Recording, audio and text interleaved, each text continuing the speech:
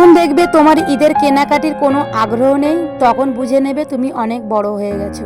কথাটা বলেছে কিন্তু অবশ্যই একদম ঠিক কথা।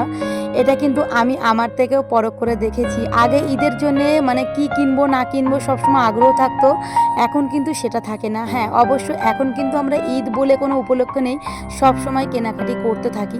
তো যাই হোক, আমার কিন্তু কেনাকাটি হয়ে গেছে, আর কিছুটা কেনাকাটি বাকি আছে। বান্ধবী কিছু কেনাকাটি করছিল, সেই জন্য বললাম চল বড় বাজারে যাই, কেন বড় বাজার প্রায় দিন আমাকে আসতে হয়।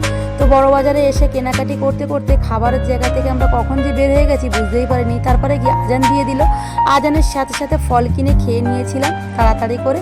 তারপরে এদিকে দেখছি কোনো জায়গায় কিছু নেই, গাড়ি উঠবো, তো গাড়ির কাছাকাছি এক জায়গায় দেখলাম চাউ বিক্রি হচ্ছে, তো সেখানে চাউমিনটা খেতে লেগে গেলাম।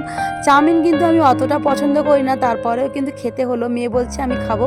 তো রোলও অতটা পছন্দ করি না। ঘুরতে গিয়ে আমি কিন্তু রোল চাউমিন না খেয়ে আমি খাই ঘুগনি, তারপরে হচ্ছে চানা চটপটি, এগুলো খেতে বেশি পছন্দ করি।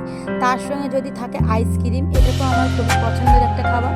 যাই হোক, তারপর কতগুলো মেকআপ বক্স আছে, তারপরেও মেয়ের আজকের বায়না ছিল মা আমাকে একটা মেকআপ বক্স কিনে দিতে হবে, তো ওর জন্য একটা মেকআপ বক্স কিনে দিলাম। আর কি কি সোনামা নিল না নিল সবটা কিন্তু তোমরা ভিডিওর মধ্যে দেখতে পাবে। আমি কিন্তু এর ফুল ভিডিও বানাবো। ততক্ষণের জন্য সবাই ভালো থেকো, টাটা।